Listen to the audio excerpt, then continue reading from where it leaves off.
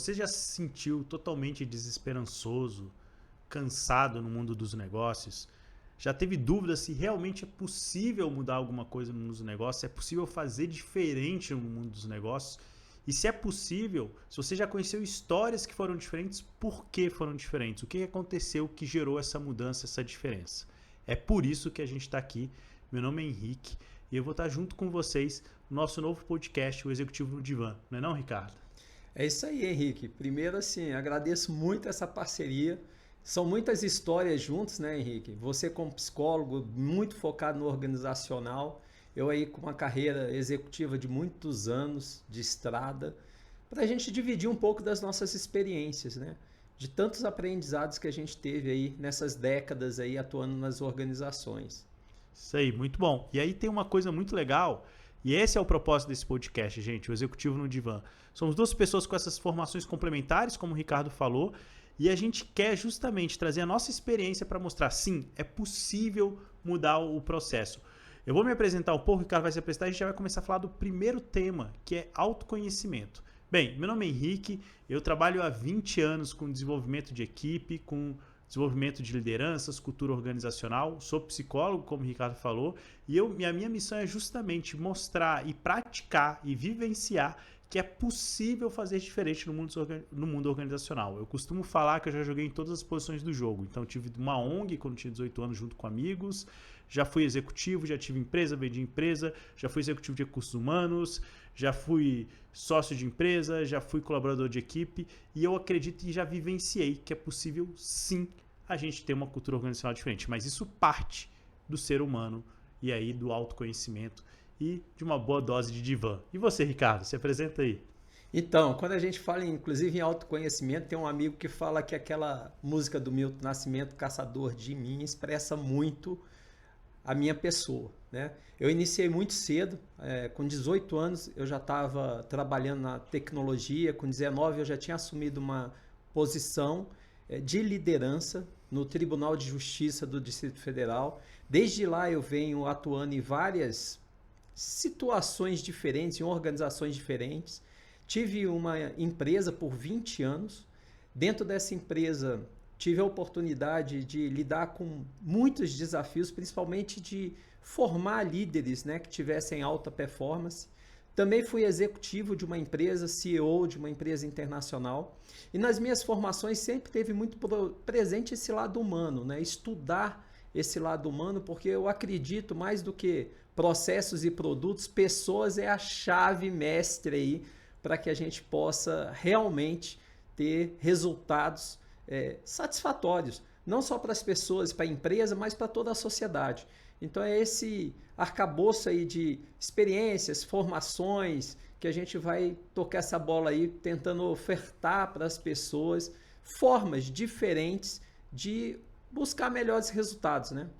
Muito bom. Vamos falar de muita prática, gente. Então vamos começar com o nosso primeiro episódio, que é justamente o tema do autoconhecimento, né? O autoconhecimento, por que ele é tão importante nesse processo?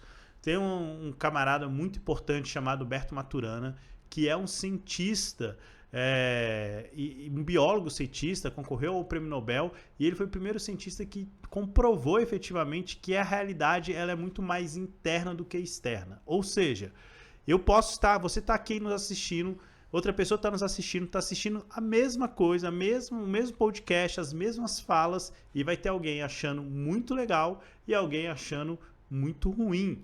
Ou seja, cada um cria a sua própria realidade. Então a gente cria a nossa própria realidade de acordo com as nossas crenças. E aí, Ricardo, eu queria te ouvir como é que é essa questão do autoconhecimento, então, e esse fato da gente criar a nossa própria realidade, como é que o autoconhecimento então interfere na nossa realidade, na nossa prática de executivo? Isso daí é muito fundamental, porque a gente precisa, já diz uma frase muito antiga que fala, conhecereis a verdade vos libertará. Porque muitas vezes a gente tem habilidades, tem forças, e é interessante, eu escrevo isso até no livro que eu lancei em 2017, falando sobre os 7 A's, eu falo assim, pessoal, se você tem algo que muita gente elogia em você, destaque, você acha aquilo óbvio, natural para você, ali está um talento. Então é muito importante que a gente tenha esse autoconhecimento para a gente identificar quais são os nossos talentos. e quais são os nossos desafios, o que não faz parte da nossa experiência, do nosso repertório. Isso por quê? Porque dentro da área corporativa, uma vez que a gente conhece bem o nosso potencial e o que a gente precisa desenvolver, a gente pode se associar, inclusive, a pessoas que tragam para a gente o que a gente não tem de força. E que a gente pode associar pessoas entregando o nosso melhor, o que a gente tem de força para o que em virtude eles não têm. Eu lembro, inclusive, Henrique, eu fiz uma mentoria uma vez para uma grande empresa, para os seus 18 executivos, e na época eu apliquei um teste, o DISC, né, um assessment, né, e comecei a identificar aquelas pessoas, o que motivavam ela e quais eram as forças que ela tinha, se ela era mais dominante, mais influente, se tinha maior estabilidade do planejamento, essa competência, ou se tinha mais conformidade. E aí eu comecei a criar pares complementares. Então, o autoconhecimento ele é muito importante não só para a pessoa se conhecer, como para a organização saber também o perfil dessas pessoas para poder associar pares para obter resultados mais potencializados, maximizar o recurso que eles têm disponível em casa. Muito legal. Então, o autoconhecimento ele não serve só para o indivíduo, mas ele também serve para a organização e para o contexto que ele vive, até porque ele vai influenciar o contexto que ele vive. E aí, se a gente for pensar em algumas práticas de autoconhecimento, é interessante porque existem práticas que são muito comuns e muito simples de serem feitas, né? Você não precisa necessariamente ir para o extremo do não consigo ou não me adapto a fazer tais práticas de autoconhecimento. Tá tudo certo, você pode fazer coisas já, agora, como por exemplo, você pode começar a escrever durante a noite, antes de dormir ou assim que você acorda, como é que foi o dia anterior, ou o que você quer para o seu dia. Essa é uma prática simples que ajuda muito a você se autoconhecer. Outra prática que você pode adotar, por exemplo, que está nos assistindo, é você começar a entender como é que você toma as decisões que você toma. Qual é a realidade que você enxerga que te faz tomar determinadas decisões? Ou uma coisa que o cara falou que é muito legal, quem são as pessoas que eu trabalho bem junto e que eu não trabalho bem junto nessa história toda, né? Como é que eu faço tudo isso? Então, comece a se perceber, porque tem uma coisa importante, você só vai conseguir evoluir como profissional e como pessoa se você entender o seu ponto de partida, se você entender onde você está agora, se você se conhecer nesse processo. Como é que eu sei se eu evoluí se eu não sei onde é que eu se eu não sei onde é que eu estava, né? Então, e aí tem uma frase, cara, que eu queria te ouvir, que é assim, tem uma lógica que eu acho muito legal, que é assim, se eu quero ser um profissional melhor, eu preciso me tornar uma pessoa melhor. E para eu me tornar uma pessoa melhor, eu preciso me conhecer. Eu preciso saber para onde é que como é que eu tomo decisões, como é que eu acho, como é que eu enxergo a realidade e saber que cada um enxerga a realidade de uma forma diferente, né? Isso é uma verdade absoluta, né? Porque eu não tenho como mudar algo que eu não enxergo. Eu só consigo fazer alguma mudança que eu tenha conhecimento sobre ela. E é um ponto importante que o autoconhecimento te traz essa clareza, né? Voltando a reforçar essa questão de você compreender o que você tem de força, de talento e o que você tem de desafios aí, digamos, ausências a ser complementado por alguém na equipe.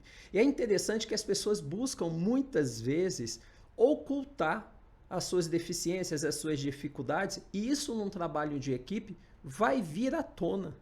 E pode vir à tona num momento que pode não ter algum tipo de correção, porque aquele talento que eventualmente as pessoas acreditavam que você teria, você não tem, e na hora que fizer a necessidade daquele talento, ele não vai estar ali presente e pode não estar presente também em nenhum dos pares ali na equipe. Então, começando o autoconhecimento é fundamental, inclusive a própria organização, a própria corporação estimular esse trabalho de autoconhecimento, para que ele possa desempenhar ali um papel de apoio, para que a equipe tenha no somatório das pessoas todas as competências necessárias para atingir os melhores resultados. Então, o autoconhecimento parte do indivíduo, mas ele é muito importante que seja até uma política ali dentro da corporação de incentivar que essa prática seja extensiva a todos os membros da equipe.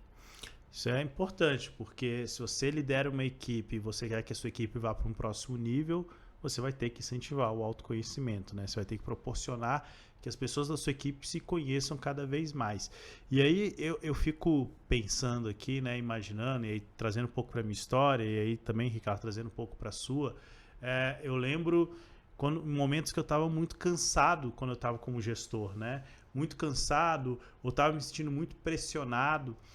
E aí, nos meus processos de autoconhecimento e de percepção, me foi feita uma pergunta: olha, você tem outros pares, né? Eu falei, tem outros pares. Por que será que eles não estão tão cansados como você? E aí eu parei, falei, por que será? O que tem em mim que me faz lidar nessa situação de uma forma que eu lide de forma que me gere pressão e estresse, né? E aí eu comecei a perceber, olha só que interessante, que eu como executivo naquela época, eu estava no controle. Eu estava querendo controlar tudo, eu estava querendo que nada saísse do que eu esperava. E aí eu percebi que essa característica minha estava gerando mais peso do que o necessário em mim, na equipe e nos meus pares, porque eu entrava em debates muito grandes, né? E aí, eu tô trazendo isso até porque provavelmente tem muita gente que provavelmente deve estar se sentindo muito pesado nesse momento nos assistindo dentro de uma organização. E aí, óbvio, tem um contexto, eu não estou falando que não existe um contexto pesado, que não existe essa pressão, mas o que tem em você que potencializa esse peso? E aí, eu estou lembrando um pouco das nossas conversas, né? Me conta um pouco aí, como é que esse autoconhecimento transformou um Ricardo lá no início de carreira, que tinha muita... que fez uma empresa de sucesso aí nessa história. Como é que você percebe que o Ricardo naquela época fazia gestão e hoje o Ricardo que, cara, você faz, né, você pratica autoconhecimento o tempo todo, o que mudou efetivamente aí com o autoconhecimento no seu dia a dia, na sua prática? Como é que você se sentia, como é que você se sente agora? Como é que você lida com as situações de forma diferente, talvez as mesmas situações? Isso é muito forte na minha trajetória, né? Porque eu me vi ali com 18, 19 anos já assumindo posições de liderança. E naquela ocasião, essa posição se dava muito pela minha capacidade, pelo meu conhecimento. E ali eu te confesso que com 19 anos o comportamento não é tão amadurecido assim. E ali eu lidava com muita pressão e frequentemente a gente tinha que enfrentar conversas difíceis, né? E eu buscava sempre um lado muito técnico, muito cartesiano, muito baseado em fatos e dados. E desconhecia muitas vezes naquele relacionamento, naquela conversa difícil, o ser humano que existia ali presente, tanto em mim quanto no outro, né? E isso gerou muitos desafios e muitas dificuldades, porque focava essencialmente no resultado independente da jornada para se chegar lá, e desconsiderando muitas vezes sentimentos e emoções ali presentes, necessidades daquelas pessoas enquanto humanos, né? E aí essa trajetória começou dessa forma. E aos poucos, com o passar do tempo e com várias formações, né, a gente começou a perceber que antes mesmo do resultado, a gente teria que fomentar essas relações e essas relações serem mais genuínas, baseado inclusive, uma vez tendo o autoconhecimento, no interesse daquelas pessoas ali presentes. Porque cada um tem um interesse, uma motivação ali vigente dentro de si, né? E precisava ser identificado isso. Porque o objetivo era claro para a organização, mas como chegar a esse objetivo, tem várias estratégias e vários caminhos e que nesse trajeto pode beneficiar a todos os envolvidos. Não é excludente, né? Então, foi um processo bastante difícil porque ele foi num aprendizado um tanto doloroso, né?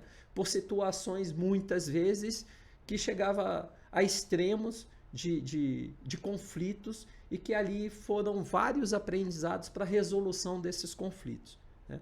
Me recordo inclusive algumas vezes que a gente chegava em situações de impasse e eu lembro que há muito tempo atrás nas organizações se falava muito assim, manda quem pode e obedece quem tem juízo.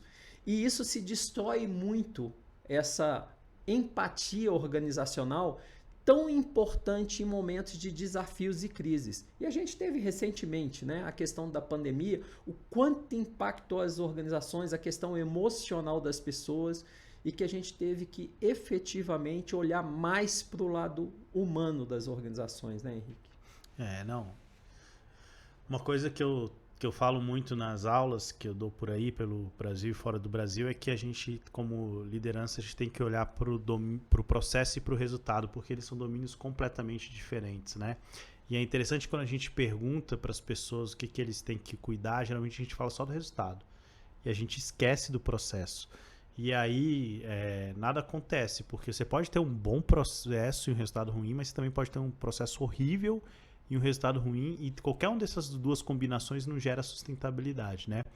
Mas tem uma coisa que você falou que eu tenho refletido aqui nessa história, que é a gente tem que lembrar que a gente cria a realidade que a gente vive. O que eu quero dizer com isso? Eu não estou querendo dizer, e isso é importante, que então tudo que acontece é minha responsabilidade. Não, tem um contexto social, tem uma política social, tem tudo isso acontecendo. Mas como eu vou lidar com isso e se eu vou me paralisar ou não com isso, sou eu que crio, né? Sou eu que crio essa relação com esse contexto, né? E aí eu estou lembrando de momentos assim interessantes, por exemplo, se alguém da equipe chegou para mim e me criticou, me deu um feedback que não tão positivo, me falou de algo que eu poderia melhorar. Se eu não estou uma pessoa muito conectada comigo mesmo, eu vou reagir. E aí, qual que vai ser o efeito? Essa pessoa nunca mais vai falar comigo, porque me dá feedback nenhum. E aí a gente perde algumas possibilidades. Tem uma pesquisa, por exemplo, nos Estados Unidos, que mostra que algumas mortes poderiam ter sido evitadas se as enfermeiras se sentissem à vontade no momento do ato da cirurgia de falar para o médico que ele estava errado. E elas não se sentem à vontade porque elas já tentaram fazer isso e elas não foram ouvidas ou tiveram uma reação muito negativa nessa história toda, né? Então, você tem que pensar que os teus atos, tuas ações ajudam a criar, sim, uma realidade e isso e aí a gente vai muitas vezes criando uma realidade que a gente não quer no final das contas, né? Então, para finalizar e te passar, para a gente já estar já finalizando esse episódio, né? A ideia é ser exatamente um episódio de 15 a 20 minutos.